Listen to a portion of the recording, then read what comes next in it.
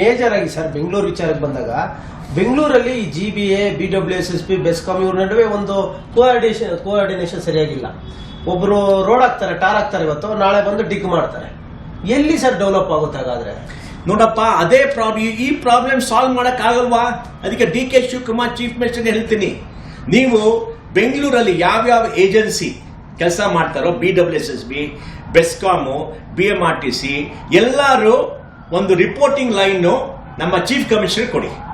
ಅಂದ್ರೆ ಅವ್ರು ಏನಾದ್ರು ಕೆಲಸ ಮಾಡಬೇಕಾದ್ರೆ ಚೀಫ್ ಕಮಿಷನರ್ ಆಫೀಸ್ ಅಪ್ರೂವಲ್ ಬೇಕು. ಡೈರೆಕ್ಟ್ ಮಾಡಕ್ ಆಗಲ್ಲ ಬೆಂಗಳೂರಲ್ಲಿ. ಅಂದ್ರೆ ಅವರು ಅಪ್ರೂವಲ್ ಕೇಳಬೇಕಾದ್ರೆ ಯಾರಾದ್ರೂ ಇನ್ಸ್ಪೆಕ್ಟ್ ಮಾಡ್ಬಿಟ್ಟು ಎಲ್ಲ ನೋಡ್ತಾರೆ, ಸರಿ ಮಾಡ್ತಾರೆ. ಅವರೇ ಹೋಗ್ಬಿಟ್ಟು ಕಿತ್ತಕ್ ಆಗಲ್ಲ. ಅದು ಪವರ್ ರಿಮೂವ್ ಮಾಡಿ ಅವ್ರಿಗೆ ಕೆಲಸ ಮಾಡಿದ್ರೆ ಎಲ್ಲ ಹಾಳು ಮಾಡ್ತಾರೆ, ಬೇಕಂತ ಮಾಡ್ತಾರೆ.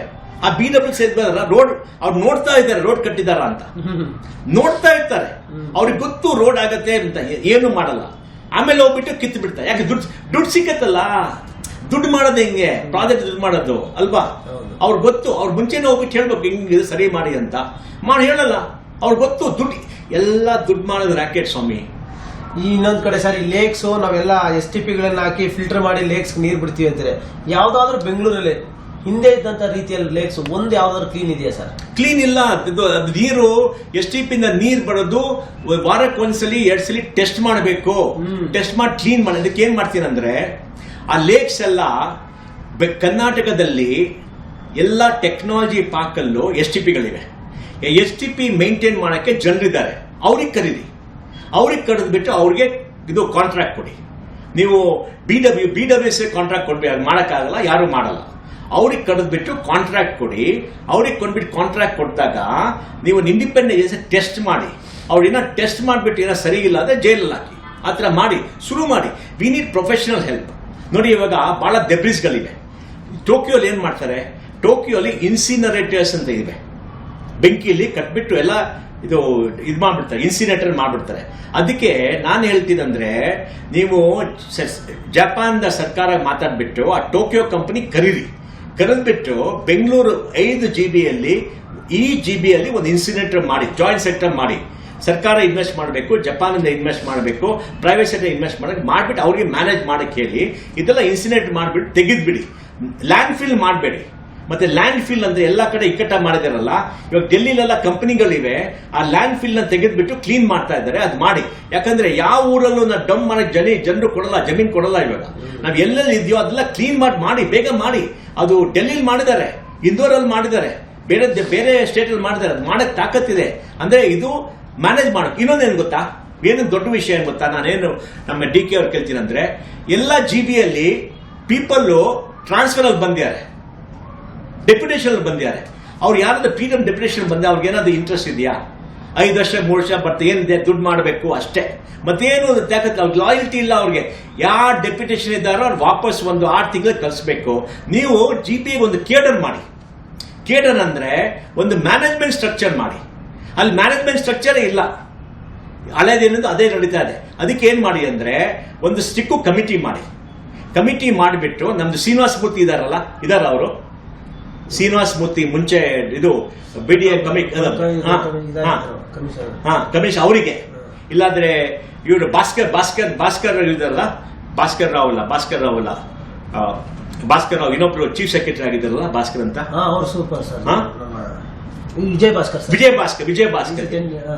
ವಿಜಯ್ ಭಾಸ್ಕರ್ ಇಲ್ಲಾಂದ್ರೆ ಇದು ನಮ್ದು ಇವರು ಯಾರು, ವಿಜಯ್ ಭಾಸ್ಕರ್ ಒಳ್ಳೆ ಇದು ಮಾಡಿದ್ರು. ವಿಜಯ್ ಭಾಸ್ಕರ್ಗೆ ಒಂದು ಕಮಿಟಿ ಮಾಡಿ. ಅಂದ್ರೆ ವಿಜಯ್ ಭಾಸ್ಕರ್, ISN ಪ್ರಸಾದ್, ಋಷಿಕೇಶ್ ಕೃಷ್ಣನ್ IIT ಇದು ನಮ್ಮ IIM ಡೈರೆಕ್ಟರ್, ಮತ್ತೆ ಇನ್ನೊಬ್ರು ಏನಂದ್ರೆ ಜನಗ್ರಹ ಇಂದ ಡೈರೆಕ್ಟರ್. 4 ಜನ. ಜನಗ್ರಹ ಯಾವ್ಯಾವ ಕಾರ್ಪೊರೇಷನ್ ಏನ್ ಮ್ಯಾನೇಜ್ಮೆಂಟ್ ಎಲ್ಲ ಸ್ಟಡಿ ಮಾಡಿದ್ದಾರೆ. ಆಮೇಲೆ IIM ಪ್ರೊಫೆಸರ್ ಗೊತ್ತು ಏನ್ ಸ್ಟ್ರಕ್ಚರ್ ಮಾಡಬೇಕು. ಮತ್ತೆ ಒಬ್ಬರು Nandita Gurjar, head of HR for Infosys. ಅವಳು ಬಹಳ ದೊಡ್ಡ HR ಪ್ರೊಫೆಷನಲ್. ಅವಳು ಇಂಟರ್ನ್ಯಾಷನಲ್ HR ಅಲ್ಲೆಲ್ಲ ಮಾಡಿದ್ದಾರೆ. ಈ 5 ಜನ ಒಂದು ಕಮಿಟಿ ಮಾಡಿಬಿಟ್ಟು 90 ಡೇಸ್ ಒಳಗೆ ಒಂದು ಮ್ಯಾನೇಜ್ಮೆಂಟ್ ಸ್ಟ್ರಕ್ಚರ್ ರಿಪೋರ್ಟ್ ಕೊಡಬೇಕು. ರಿಪೋರ್ಟ್ ಕೊಟ್ಬಿಟ್ಟು ಅಪ್ರೂವ್ ಮಾಡಿ ಒಂದು ಕೇಡರ್ ಮಾಡಿಬಿಟ್ಟು ನಮ್ಮ ಬೆಂಗಳೂರು ಹುಡುಗಿಯರಿಗೆ ಕೆಲಸ ಕೊಡಿ. ಬೆಂಗಳೂರಿನಿಂದ ಇರಬೇಕು, ಬೆಂಗಳೂರು ರೆಸಿಡೆಂಟ್ ಕೊಡಿ. ಯಾಕಂದ್ರೆ ನಮ್ಮೂರು, ಆಚೆಯಿಂದ ಬರೋದು ಯಾರು ಬೇಡ. ಡೆಪ್ಯುಟೇಷನ್ ನಿಲ್ಲಿಸ್ಬಿಡಿ. ಒಂದು 6 ತಿಂಗಳು 9 ತಿಂಗಳು ಮಾಡಿದ್ರೆ ಯಾರು ಬರ್ತಾರೋ ಅವ್ರಿಗೆ ಕಮಿಟ್ಮೆಂಟ್ ಇರುತ್ತೆ, ಲಾಯಲ್ಟಿ ಇರುತ್ತೆ, ನಮ್ಮೂರಿದು ಅಂತ ಅವ್ರಿಗೂ ಭಯನೂ ಇರುತ್ತೆ. ನಾನು ಕೆಲಸ ಮಾಡಲಿಲ್ಲದೆ ಎಲ್ಲೋಗೋದು. ಇವಾಗ ಇವ್ರಿಗೆ PW ಕೆಲಸ ಇದ್ದ ಡೆಪ್ಯುಟೇಷನ್ ವಾಪಸ್ ಮಾಡ್ತಾರೆ. ಅವ್ರಿಗೇನಿದೆ, ಏನು ತಾಕತ್ತಿಲ್ವಲ್ಲ, ದುಡ್ಡು ಮಾಡಕ್ ಬರ್ತಾರೆ ಎಲ್ಲರೂ. ಜಾಸ್ತಿ ಜನ ಎಲ್ಲರೂ ಅಂತಲ್ಲ, ಒಳ್ಳೆಯವರು ಇದ್ದಾರೆ, ಅದು ಜಾಸ್ತಿ ಕೆಟ್ಟವರಿದ್ದಾರೆ. ಅದಕ್ಕೆ ಒಂದು ಕೇಟರ್ ಮಾಡಿದ್ರೆ ಮುಂದೆ ನಮ್ಮ ಸಿಟಿ ಓಡಿಸಕ್ಕೆ ಇದೆ. ಇವಾಗ ಈ GBL ಜನರಿಲ್ಲ, ದುಡ್ಡಿಲ್ಲ.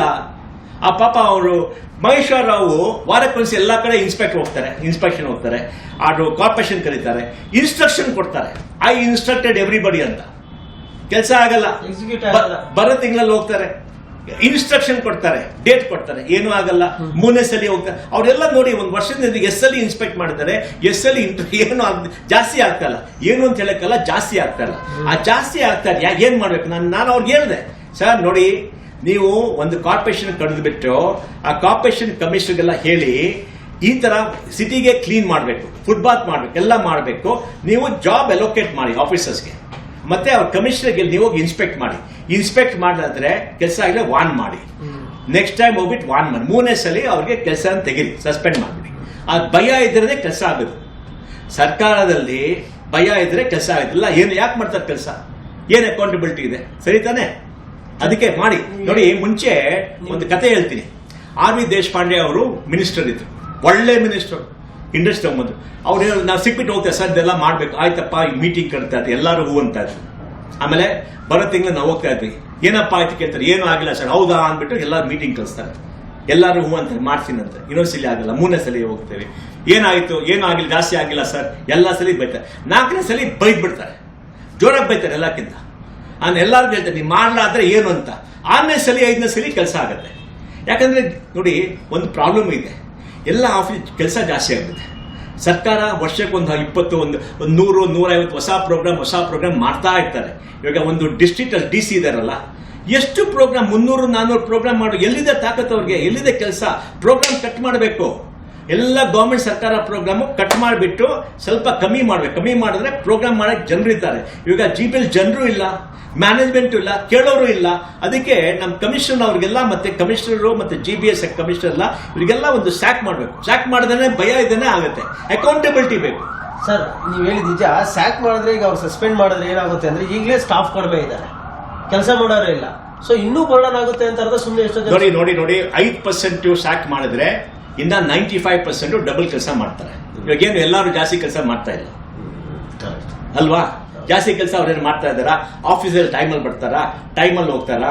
ನಿಮ್ಗೆಲ್ಲ ಗೊತ್ತಿದೆ. ಆಫೀಸ್ ಹೋಗ್ಬಿಟ್ಟು ನೋಡಿ ಎಷ್ಟು ಗಂಟೆಗೆ ಬರ್ತಾರೆ ಅಂತ. ವಿಧಾನಸೌಧದಾಗ ಹೋಗ್ಬಿಟ್ಟು ನೋಡಿ. ಇವಾಗ DK ಶಿವಕುಮಾರ್ ಹೇಳಿದ್ದಾರೆ, ಎಲ್ಲರೂ 9:30 ಬರಬೇಕು, ನಾನು ಟೈಮಿಂಗ್ ಎಲ್ಲ ನೋಡ್ತೀನಿ, ರಿಪೋರ್ಟ್ ಬೇಕಂತ ಹೇಳಿದ್ದಾರೆ. ಅವರು ರಿಪೋರ್ಟ್ ನಾನು ಏನ್ ಪ್ರಾರ್ಥನೆ ಮಾಡ್ತೀನಿ ಅವ್ರಿಗಂದ್ರೆ, ನೀವು ವಾರಕ್ಕೊಂದ್ಸಲಿ ರಿಪೋರ್ಟ್ ಕೇಳಿ ಪಬ್ಲಿಕ್ ಹಾಕ್ಬಿಡಿ. ರಿಪೋರ್ಟ್ ಚೀಫ್ ಸೆಕ್ರೆಟರಿ ಪಬ್ಲಿಕ್ ಮಾಡಬೇಡಿ. ಈ ಡಿಪಾರ್ಟ್ಮೆಂಟ್ ಅಲ್ಲಿ ಇಷ್ಟು ಜನ 9:30 ಬಂದ್ರು, ಇಷ್ಟು ಜನ 10 ಗಂಟೆಗೆ ಬಂದ್ರು, ನೀವು ಒಂದ್ ತಿಂಗಳಾದ್ಮೇಲೆ ಏನ್ ಆಕ್ಷನ್ ಮಾಡಿದ್ರ, ವಾರಕ್ಕೊಂದ್ಸಲಿ ರಿಪೋರ್ಟ್ ಪಬ್ಲಿಕ್ ಮಾಡ್ಬಿಡಿ. ಜನತೆಗೆಲ್ಲ ಗೊತ್ತಾಗ್ಲಿ ಏನಿದೆ. ಟ್ರಾನ್ಸ್ಪರೆನ್ಸಿ ಬೇಕಲ್ವಾ? ಅವರೇ ಹೇಳ್ತಾರೆ ಟ್ರಾನ್ಸ್ಪರೆನ್ಸಿ ಬೇಕು. ಟ್ರಾನ್ಸ್ಪರೆನ್ಸಿ ಮಾಡಿ ನೋಡಿ. ವರ್ಕ್ ಎಥಿಕ್ ಬಹಳ ಕಮ್ಮಿ, ಪ್ರೊಡಕ್ಟಿವಿಟಿ ಬಹಳ ಕಮ್ಮಿ. ಜನರಿಗೆ ಕೆಲಸ ಮಾಡಬೇಕು. ಆಮೇಲೆ ಬಿಸ್ನೆಸ್ ಪ್ರೋಸೆಸ್ ರೀಇಂಜಿನಿಯರ್ ಮಾಡಬೇಕು. ವಿಜಯ ಭಾಸ್ಕರ್ ಅವರು ಒಂದು ಎಕ್ಸ್ಪೆಂಡಿಚರ್ ಕಮಿಷನ್ ಚೇರ್ಮನ್ ಆಗಿ ರಿಪೋರ್ಟ್ ಕೊಟ್ಟಿದ್ದಾರೆ. ಆ ರಿಪೋರ್ಟ್ ಪ್ರಕಾರ ವರ್ಕ್ ಕಮ್ಮಿ ಮಾಡಿ.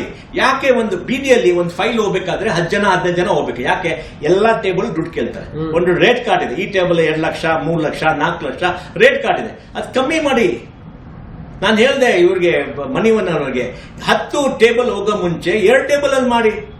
ಭ್ರಷ್ಟಾಚಾರ ಆದ್ರೂ 2 ಟೇಬಲ್ ಅಲ್ಲೇ ಇರ್ಲಿ, ಯಾಕೆ 10ಗೆ ಹೋಗ್ಬೇಕು ಅಲ್ವಾ? ಅದೇ ಇಲ್ಲ, ರೇಟ್ ಕಾರ್ಡ್ ಆದ್ರೂ ಡಿಸ್ಕ್ಲೋಸ್ ಮಾಡ್ಬಿಡ್ಲಿ. ಇನ್ನೊಂದು ರೇಟ್ ಕಾರ್ಡ್ ಡಿಸ್ಕ್ಲೋಸ್ ಮಾಡ್ಲಿ. ಅದು ಡಿಪಾರ್ಟ್ಮೆಂಟ್ ಮುಂದೆ ಇದು ರೇಟ್ ಕಾರ್ಡ್ ಅಂತ ಹೇಳ್ಬೇಕು, ಇಷ್ಟು ಕೊಡ್ಬೇಕು, ಚೆಕ್ಕಲ್ ಕೇಳಿ, ಚೆಕ್ಕಲ್ ತಗೊಳ್ಳಿ, ಆಮೇಲೆ ಹೇಳಿ, ಡಿಸ್ಟ್ರಿಬ್ಯೂಷನ್ ಮಾಡಿ, ಹೋಗ್ಲಿ ಬಿಡಿ, ಪರಲ್ಲ ಬಿಡಿ. ಕೆಲಸ ಅಲ್ಲ, ನೀವು ಕರಪ್ಷನ್ ಭ್ರಷ್ಟಾಚಾರ ಮಾಡಬೇಕಾದ್ರೆ ಅಫಿಷಿಯಲ್ ಭ್ರಷ್ಟಾಚಾರ ಮಾಡಿ, ಪರವಾಗಿಲ್ಲ ಬಿಡಿ, ಟ್ರಾನ್ಸ್ಪರೆನ್ಸಿ ಇಲ್ಲಿ. ಸರ್, ಇನ್ನೊಂದು ಸರ್, ಮೇಜರ್ ಆಗಿ ಈಗ ITBT, ಈಗ ಬೆಂಗಳೂರಲ್ಲಿ ಟ್ರಾಫಿಕ್ ಜಾಮ್ ಅನ್ನೋದು ಅದು ಏನೇ ಮಾಡಿದ್ರು ಆಗ್ತಾ ಇಲ್ಲ.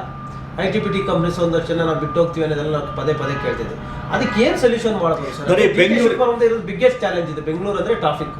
ನೋಡಿ, ಬೆಂಗಳೂರಿಗೆ ಸಮಸ್ಯೆ ಏನಂದ್ರೆ, ಬೆಂಗಳೂರು ಒಂದು ಬಹಳ ರಿಚ್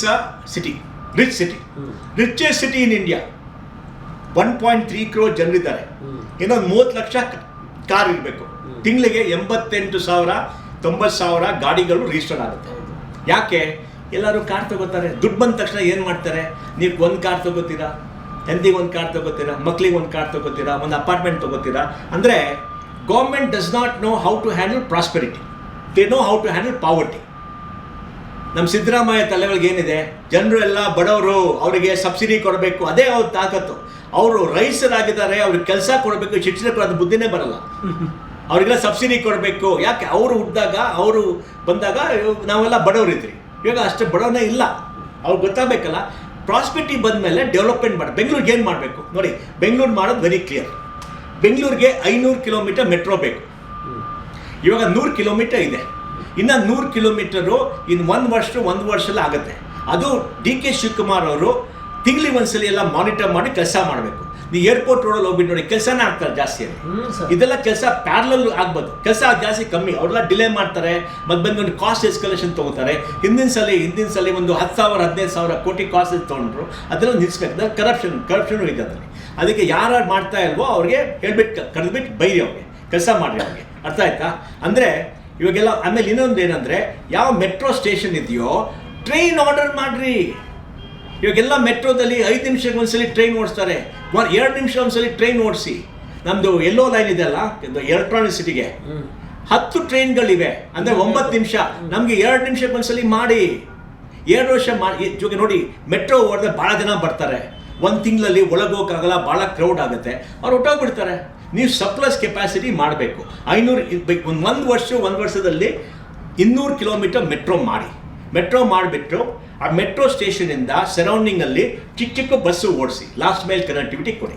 ಇನ್ನೊಂದೇನು ಮಾಡಬೇಕು ಗೊತ್ತಾ? 15,000 ಒಂದಿಗೆ ಪಬ್ಲಿಕ್ ಬಸ್ಸಸ್ ಬೇಕು. 7,000 ಏನೋ ಇದು BMTC ಓಡಿಸ್ತಾ ಇದೆ. ನಾವು ನಿಮ್ಮ ಜ್ಞಾಪಕ ಇದೆಲ್ಲ, ರಾಮಲಿಂಗರೆಡ್ಡಿ ಜಗಳ ಆಯಿತು ಪಬ್ಲಿಕ್ಕಲ್ಲಿ ಅಲ್ವಾ? ನೀವು ಯಾಕೆ ಪ್ರೈವೇಟ್ ಸೆಕ್ಟರ್ ಕೊಡಲ್ಲ? ಅವ್ರೇನು ಪ್ರೈವೇಟ್ ಸೆಕ್ಟರ್ ಮಾಡಿದ್ರೆ ದುಡ್ಡು ಮಾಡ್ತಾರೆ. ಹೌದಪ್ಪ, ಎಲ್ಲರೂ ದುಡ್ಡು ಮಾಡಬೇಕು.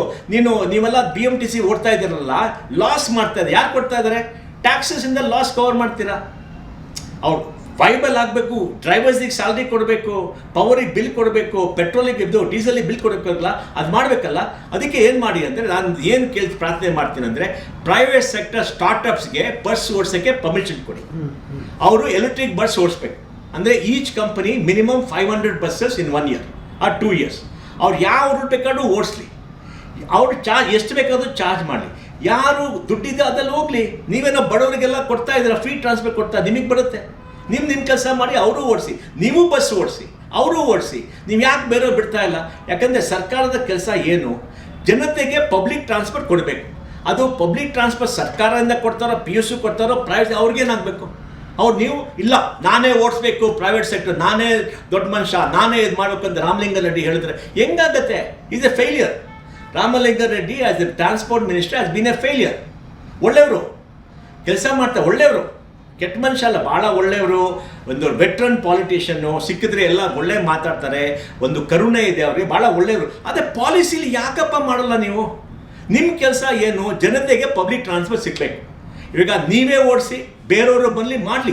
ಇವಾಗ ಪ್ರೈವೇಟ್ ಸೆಕ್ಟರ್ ಬಂದರೆ ಯಾರು ಅವರು? ನಿಮ್ಮ ವೋಟರ್ಸೇ ಅವರು, ನಿಮ್ಮ ಜನತೆನೇ ಅವರು, ನಿಮ್ಮ ಟ್ಯಾಕ್ಸ್ ಪೇಯರ್ಸೇ ಅವರು. ಅವರೇನು ಆಚೆಯಿಂದ ಬಂದು ನಮಗೆಲ್ಲ ಇದು ಎಕ್ಸ್ಪ್ಲಾಯ್ಟ್ ಮಾಡ್ತಾ ಇಲ್ಲ. ಅವ್ರು ಮಾಡಲಿ. ಯಾರಿಗೆ ಬಸ್ಸಲ್ಲಿ ಹೋಗ್ಬೇಕು ಹೋಗಲಿ.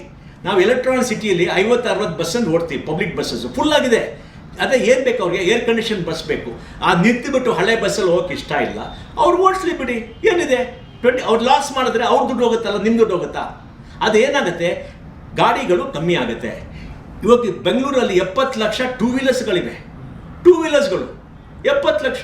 ಎಲ್ಲರ ಹತ್ರ 2-3 2 ವೀಲರ್ಸ್ ಇದೆ. ಅದು ಯಾಕೆ? ಆಮೇಲೆ ಇನ್ನೊಂದೇನಂದರೆ, ORR ರೋಡ್ ಸರಿ ಮಾಡಿ ನೋಡಿ ಸ್ವಾಮಿ. ORR ರೋಡಲ್ಲಿ 93 million square feet of grade A office space ಇದೆ, 15 ಕಿಲೋಮೀಟರ್. ಆ ಥರ ರಸ್ತೆ ವಿಶ್ವದಲ್ಲೇ ಎಲ್ಲೂ ಇಲ್ಲ. 9 ಲಕ್ಷ ಜನ ಕೆಲಸ ಮಾಡ್ತಾರೆ. ಆ ರೋಡ್ ಸರಿಗಿಲ್ಲ ರೀ. ದಿನಾಗಲೂ 2 ಗಂಟೆ 3 ಗಂಟೆ ಆಗುತ್ತೆ ರೀ. ಆ ರೋಡ್ ಸರಿ ಮಾಡಿ. ಪ್ಲ್ಯಾನ್ ಇದೆ, ನರೇಶ್ ವೆಂಕಟರಾಮನ್ ಪ್ಲ್ಯಾನ್ ಮಾಡಿದ್ದಾರೆ. ಅವ್ರಿಗೆ ಇದು ನಮ್ಮ ಮಹೇಶ್ವರ ಅವ್ರಿಗೆ ಗೊತ್ತು. ಟೆಂಡರ್ ಮಾಡಿಬಿಟ್ಟು ಬೇಗ ಮಾಡಿ. RK ಮಿಶ್ರಾ ಅವ್ರು ಹೆಲ್ಪ್ ಮಾಡ್ತಾರೆ, ಎಲ್ಲರೂ ಹೆಲ್ಪ್ ಮಾಡ್ತಾರೆ. ನಾನು ಇನ್ನೊಂದು ಎಲ್ಲ ಅಂದರೆ, ಎಲ್ಲ ಟೆಕ್ ಪಾರ್ಕ್ಸಿಗೆ ಕರೆದ್ಬಿಟ್ಟು ಅವ್ರು ಹೇಳಿ, ನಿಮ್ಮ ಟೆಕ್ ಪಾರ್ಕ್ ಮುಂದೆ 1 ಕಿಲೋಮೀಟರ್ ಈ ಕಡೆ 1 ಕಿಲೋಮೀಟರ್ ಫುಟ್ಪಾತ್ ನೀವೇ ಮಾಡಿ, ಮೇಂಟೈನ್ ಮಾಡಿ, ನೀವೇ ಕ್ಲೀನ್ ಮಾಡಿ. ಅವ್ರಿಗೆ ಅಲ್ಲಿ ಕ್ಲೀನ್ ಮಾಡೋಕ್ಕೆ ಎಲೆಕ್ಟ್ರಾನಿಕ್ ಸಿಟಿ ಇಂಡಸ್ಟ್ರಿಯಿಂದ ಕ್ಲೀನ್ ಮಾಡ್ತಾರೆ. ಅವರೇ ಮೇಂಟೈನ್ ಮಾಡ್ತಾರೆ. ಹೋಗ್ಬಿಟ್ಟು ನೋಡಿ ಎಷ್ಟು ಚೆನ್ನಾಗಿದೆ. ಈ ಥರ ಅಸೋಸಿಯೇಷನ್ ಅವ್ರಿಗೆ ಟೆಕ್ ಪಾರ್ಕಿಗೆ ನೀವೇ 1 ಕಿಲೋಮೀಟರ್ ಮಾಡಿ ಅಂತ 23 ಕಲ್ಲಿದೆ 18 ಕಿಲೋಮೀಟರ್ ಮಾಡೋಕ್ಕಾಗಲ್ಲ, ಮಾಡ್ತಾರೆ. ಫುಟ್ಪಾತ್ ಮಾಡ್ತಾರೆ, ಮೇಂಟೈನ್ ಮಾಡ್ತಾರೆ. ಆಮೇಲೆ ಮೆಟ್ರೋದಲ್ಲಿ ವಾಕ್ವೇ ಮಾಡಬೇಕು. ಮೆಟ್ರೋದ ಸ್ಟೇಷನ್ ವಾಕ್ವೇ ಮಾಡಿಬಿಟ್ಟು ಆ ವಾಕ್ವೇಯಿಂದ ಟೆಕ್ ಪಾರ್ಕ್ಗೆ ಡೈರೆಕ್ಟ್ ಎಂಟ್ರೆನ್ಸ್ ಕೊಡಬೇಕು. ಅದಕ್ಕೆ ನಾವು ಹೇಳಿದ್ದೀವಿ, ಅವ್ರು ಮಾಡ್ತಾ ಇದ್ದಾರೆ. ಅವರೆಲ್ಲ ಇದು ಟೆಕ್ ಪಾರ್ಕಿಂದ ಅವರೇ ಇನ್ವೆಸ್ಟ್ ಮಾಡಿಬಿಟ್ಟು ಅದು ವಾಕ್ವೇ ಕಟ್ಟಿರೋದು. ಅವ್ರು ಕಟ್ಟರೆ ಅವ್ರಿಗೆ ಒಳ್ಳೇದಾಗುತ್ತೆ. ಎಲ್ಲ ಜಲ್ದಿ ಮಾಡಿ, ಬೇಗ ಮಾಡಿ. ಮಾಡೋಕ್ಕೆ ಆ ರೋಡ್ ಸರಿಗಾದರೆ ಬೆಂಗಳೂರು ಉದ್ಧಾರ ಆಗುತ್ತೆ. ಆ ರೋಡ್ ಸರಿ ಮಾಡಿ ಮೊದಲು ಫೋಕಸ್ ಆ ರೋಡಿಗೆ ಕೊಡಿ. ಆಮೇಲೆ ಇದೆ ಇವಾಗ ಇದು ನಂದಿ ರೋಡ್ ಓಪನ್ ಮಾಡಿದ್ದಾರೆ, ಟ್ರಾಫಿಕ್ ಇಂಪ್ರೂವ್ ಆಗಿದೆ. ಇವಾಗ ಅದು Magadi road, Mysuru road ready ಅಂತ 3 ತಿಂಗಳ ಓಪನ್ ಮಾಡಿ, ಟ್ರಾಫಿಕ್ ಇಂಪ್ರೂವ್ ಆಗಲಿ. ಈಗ ಹೊಸ ರೋಡ್ ಇಂಪ್ರೂವ್ ಆಗಿದೆಯಾ? ಆ ಮುಂದೆ ಏರ್ಫೋರ್ಸ್ ಮುಂದೆನೇ ಒಂದು ಜಾಮ್ ಆಗ್ತದೆ, ಅದು ಸರಿ ಮಾಡಿ. ಅದು ಎಕ್ಸ್ಟೆಂಡ್ ಮಾಡಬೇಕು, ಒಂದು 3 ಮೀಟರ್ ಎಕ್ಸ್ಟೆಂಡ್ ಮಾಡಬೇಕು, ಅದು ಸರಿ ಆಯಿತು. ಆಮೇಲೆ ಇದು ಎಲೆಕ್ಟ್ರಾನಿಕ್ ಸಿಟಿಗೆ ಅದೆಲ್ಲ ಜಂಕ್ಷನ್ಲ ಸಿಗ್ಬೋರ್ಡ ಸರಿ ಮಾಡಿದ್ರು. ಅದು ಎಲ್ಲೋ ಲೈನು 9 ಟ್ರೈನ್ ಆಗಿದೆ, ಅಲ್ಲ 10 ಟ್ರೈನ್ ಆಗಿದೆ. 15 ಟ್ರೈನ್ ಬೇಕು, ಬೇಗ ಮಾಡಿ. ಟ್ರೈನಿಗೆ ಮೆಟ್ರೋಲಿ 2 ನಿಮಿಷ ಓಡೋಕ್ಕೆ ಟ್ರೈನ್ ಆರ್ಡರ್ ಮಾಡಿರಿ. 2 ನಿಮಿಷ ಓಡೋಕ್ಕೆ ಟ್ರೈನ್ ಆರ್ಡರ್ ಮಾಡಿ ಇಮಿಡಿಯೇಟ್ ಆಗಿ ಒಂದು ಇಂಪ್ಯಾಕ್ಟ್ ಆಗುತ್ತೆ. ಸರಿ ಅಲ್ವಾ? 2-3 ತಿಂಗಳ ಇವಾಗ ಕೆಪಾಸಿಟಿ ಜಾಸ್ತಿ ಆಗಿದೆ ಟ್ರೈನ್ ಮಾಡೋದು, ಅದನ್ನು ಮಾಡಿ. ಪಬ್ಲಿಕ್ ಟ್ರಾನ್ಸ್ಪೋರ್ಟ್ ಕಟ್ಸ್ಬೇಕು, ಪ್ರೈವೇಟ್ ಸೆಕ್ಟರಿಂದ ಬಸ್ ಓಡಿಸಿ, ಮೆಟ್ರೋ ಬೇಗ ಕಂಪ್ಲೀಟ್ ಮಾಡಿ. ಅದು ಮಾಡಿದ್ರೆ ಇನ್ 1 ವರ್ಷದಲ್ಲಿ we can see a dramatic improvement. ಆಮೇಲೆ ಇನ್ನೊಂದೇನು, next 30 days have a clean up Bangalore. ಇವಾಗ ಎಲ್ಲ NGOs ಕರೀರಿ, ಕಂಪನೀಸ್ಗಳಿಗೆ ಹೇಳಿ, ಈ ವಾರ್ಡಲ್ಲಿ ನೀವೆಲ್ಲ ಒಟ್ಟಿಗೆ ಆಗ್ಬಿಟ್ಟು ರೋಡಲ್ಲಿ ದಬ್ರಿಸು ಗಿಬ್ರಿಸು ಎಲ್ಲ ಇರೋದು 1 time ಕ್ಲೀನಪ್ ಮಾಡಿ. ಇವಾಗ ಮಹೇಶ್ ಅವರು ಹೇಳ್ತಾರೆ, ನೋಡಪ್ಪ ನಂಗೆ 200 ಇದು ಆಟೋಗಳು ಬೇಕು, 100 ಇದೆ ಅಂತ. ನೀವು ಯಾಕೆ ದುಡ್ಡಿಗೆ ಎಷ್ಟೇ ದುಡ್ಡು ಕೊಡ್ತಾ ಇದ್ದೀರಾ ನೀವು?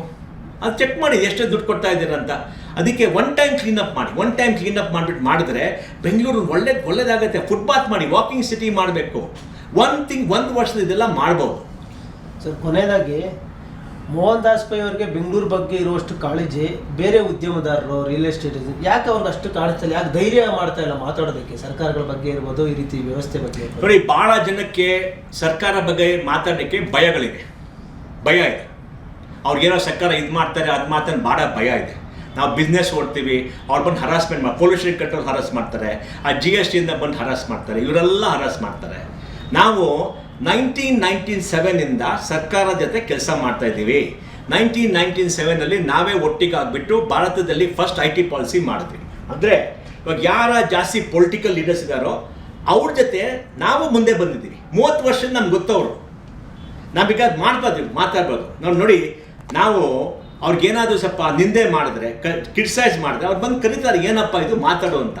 Karnataka is the only state in India, ನಾವು ಭಾಳ lucky, where if you criticize the minister or the chief minister, in the morning he'll call you for tea, in the afternoon ನಂಗೆ ಕೇಳ್ತಾರೆ. ನಂಗೆ ಆಗಿದೆ, 3 ಸಲ ಆಗಿದೆ.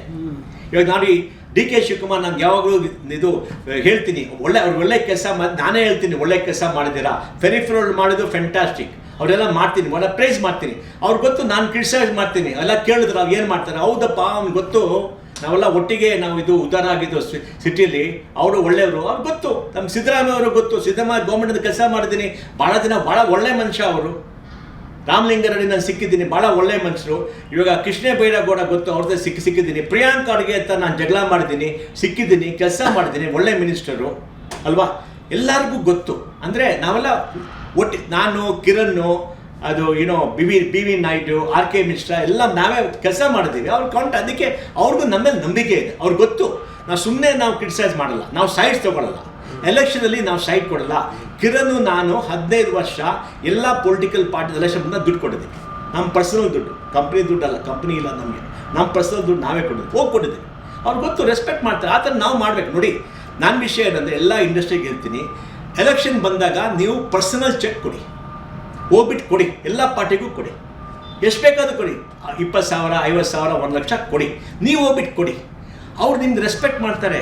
ನೋಡಿ, ಇವರು ಒಂದು ದೊಡ್ಡ ಒಂದು ನಮ್ಮದು ವೆಟ್ರನ್ ಲೀಡರ್ ಪ್ರೈಮ್ ಮಿನಿಸ್ಟರ್ ಅದೆಲ್ಲ ಹೋಗಿ ಹೇಳಿದೆ ಅವ್ರಿಗೆ, ಒಂದ್ಸಲಿ ಸಿಗದೆ ಹೇಳಿದೆ, ಸರ್ ನೀವು ಕರಪ್ಟ್ ಭ್ರಷ್ಟಾಚಾರ ಮಾಡೋ ಕಾರ್ಪೊರೇಟರ್ಸ್ ಇದು ಇದಾರಲ್ಲ ಕಾಂಟ್ರಾಕ್ಟ್ಸ್ಗೆಲ್ಲ ಯಾಕೆ ಸೀಟ್ ಕೊಡ್ತೀರಾ?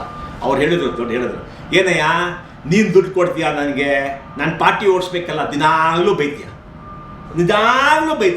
ಪೇಪರ್ ಓದೆ ನೀನೇ ಬೈತೀಯ, ನೀವೆಲ್ಲ ಬೈತೀರ, ಇದು ಮಾಡಲ್ಲ ಅದು ಮಾಡಿ ದಿನಾಗಲೂ ಬೈತೀರ. ನಾನು ಪಾರ್ಟಿ ಓಡಿಸ್ಬೇಕಲ್ಲ, ಪಾರ್ಟಿ ಓಡಿಸೋಕೆ ದುಡ್ಡು ಎಲ್ಲಿದ್ದೆ? ನೀನು ಕೊಡ್ತಾರೆ ದುಡ್ಡು, ನಾ ಅಪೋಸಿಷನ್ ಅಂತ ನೀನು ಕೊಡ್ತಾರೆ ದುಡ್ಡು. ಅವ್ರು ದುಡ್ಡು ಕೊಡ್ತಾರೆ, ನಾನು ಸೀಟ್ ಕೊಡ್ತೀನಿ. Very honest man, great man. ಯಾರು ಸರ್ ಅದು?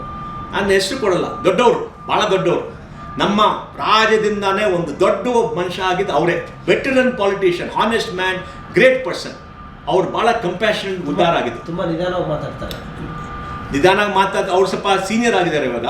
ಅದು ಬಹಳ ಒಳ್ಳೆ ಮನುಷ್ಯ ಅಲ್ವಾ? ಹೆಮ್ಮೆ ಇದೆ, ಹೆಮ್ಮೆ ಇದೆ. ನೋಡಿ, ನಮ್ಮ ಪಾಲಿಟಿಷಿಯನ್ ಅವ್ರು, ಮಣ್ಣಿನ ಮಗ ಅವರು. ಹೌದು. ಅವರೆಲ್ಲ ನೋಡಿ, ಕರ್ನಾಟಕದಲ್ಲಿ 5-6 ಚೀಫ್ ಮಿನಿಸ್ಟರ್ಗಳು ಒಂದು 50 ವರ್ಷದಿಂದ ಬಹಳ ದೊಡ್ಡವರು. ಮಾಸ್ಟರ್ ಸಿದ್ದರಾಮಯ್ಯ ಇದ್ದಾರೆ, SM ಕೃಷ್ಣ ಇದ್ದಾರೆ, ನಮ್ಮ ದೇವೇಗೌಡರು ಇದ್ದಾರೆ, ಇವರು ಪಾಟೀಲ್ ಅವರು ಇದ್ರು ಅಲ್ವಾ? ಆಮೇಲೆ ಯಡಿಯೂರಪ್ಪ ಇದ್ರು. Veteran leaders. ನಾನು ಯಡಿಯೂರಪ್ಪ ಅವ್ರು ಹೋದ್ರೆ ಕೇಳ್ತಾರೆ, ರೆಸ್ಪೆಕ್ಟ್ ಕೊಡ್ತಾರೆ. ನಾನು ಅವ್ರಿಗೆ ಕ್ರಿಟಿಸೈಸ್ ಮಾಡಿದ್ದೀನಿ. ನಾವು ಕ್ರಿಟಿಸೈಸ್ ಮಾಡೋದು ಕಡಿದ್ರು, ಬಾರಪ್ಪ ಸಿಕ್ಕು, ನಾನೇ ನಿಮ್ಮಂತ ದುಡ್ಡು ತಪ್ಪಿಕೊಂಡು ಕೇಳಿದ್ರು. ಇಲ್ಲ ಸರ್, ಅದು ಆಗ್ತದೆ, ಬಾ ಮಾತಾಡು ಅಂತ ಹೇಳ್ತಾರೆ. ಒಳ್ಳೆ ಮನುಷ್ಯರು, ಬೊಮ್ಮೆಯವ್ರಂಗೆ ಮಾತಾಡಿದ್ದಾರೆ. ನೋಡಿ, ಇವರೆಲ್ಲ ಒಳ್ಳೆ ಮನುಷ್ಯರು. ಅದಕ್ಕೆ ನೋಡಿ, ನಾನು ಎಲ್ಲರಿಗೂ ಹೇಳ್ತೀನಿ, ನಗರಿ ಯಾರಿದ್ದಾರೋ ನೀವು ಮಾತಾಡಿ ಅವ್ರ ಹತ್ರ. ಅವ್ರು ನಿಮ್ಮ ರೆಪ್ರೆಸೆಂಟೇಟಿವ್ಸು, ಅವರು ನಿಮ್ಮ ಕೆಲಸ ಮಾಡೋಕ್ಕೆ ಅವರಿದ್ದಾರೆ, ಪಬ್ಲಿಕ್ ಸರ್ವಿಸ್ ಮಾಡ್ತಾರೆ. ಅವ್ರಿಗೆ ಎಲೆಕ್ಷನಿಗೆ ಸ್ವಲ್ಪ ಸಹಾಯ ಮಾಡಿ, ದುಡ್ಡು ಕೊಡಿ. ಎಲ್ಲೋ ಬೇಕು ಅವರು ಎಲೆಕ್ಷನ್ ಮಾಡಕ್ಕೆ ಭಾಳ ಖರ್ಚು ಮಾಡಬೇಕು, ಸರಿ ತಾನೆ? ಅದೇ bureaucratic corruption not acceptable. Thank you sir. Thank you. ನಿಜಕ್ಕೂ ಕೂಡ ಬೆಂಗಳೂರು ಬಗ್ಗೆ ವಿಶೇಷವಾಗಿ ಕಾಳಜಿ ಇಟ್ಟು ಪ್ರತಿ ವಾರ ಇದೇ ರೀತಿಯಾಗಿ ಏನಾದರೂ ಧ್ವನಿ ಎತ್ತಾರೆ ಅಂದರೆ ಮೋಹನ್ ದಾಸ್ ಪೈ ಅವರು ಸಾಕಷ್ಟು ಸಲಹೆಗಳನ್ನು ಕೊಟ್ಟಿದ್ದಾರೆ. CM DK ಶಿವಕುಮಾರ್ ನಿಜವಾಗ್ಲೂ ಕೂಡ ಈ ಒಂದಷ್ಟು ಸಲಹೆಗಳನ್ನು ತೆಗೆದುಕೊಂಡು ಎಕ್ಸಿಕ್ಯೂಟ್ ಮಾಡಿದ್ರೆ ಬೆಂಗಳೂರು ಮತ್ತಷ್ಟು ಉದ್ಧಾರ ಆಗುತ್ತೆ. ಏನು ನಾವು ಇಡೀ ಕ್ಯಾಪಿಟಲಲ್ಲಿ ನಂಬರ್ 1 ಇಂಡಿಯಾದಲ್ಲಿ ಅಂತೀವೋ ಅದು ನಿಜಕ್ಕೂ ಮಾಡಬೇಕಂತ ಒಂದು ಸ್ಥಿತಿ ಅವ್ರ ಕೈಯಲ್ಲಿದೆ. ಕ್ಯಾಮರಾ ಪರ್ಸನ್ ವಿಷ್ಣುವರ್ಧನ್ ಜೊತೆ ಶಿವರಾಜ್ ಕುಮಾರ್, TV9 ಬೆಂಗಳೂರು.